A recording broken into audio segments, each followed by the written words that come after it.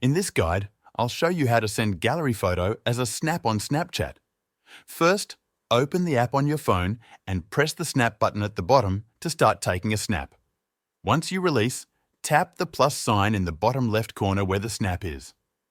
From here, choose the option called Import Media, which is on the right side at the bottom just beneath the flash icon. This will open up the camera roll on your phone. Now, select the photo you want to send as a snap and press the check mark in the bottom right corner. After that, select the video we just took in the bottom left corner and tap the trash icon to delete it. Once you remove this clip, you'll only have the photo left. At this stage, press Preview to move forward. Here, you can add text or make other adjustments using the options on the right side. When you're happy with the photo, tap Send To, choose the person you want to send it to, and then press Send in the bottom right corner. That's it. You've now successfully sent a photo from your camera roll as a snap.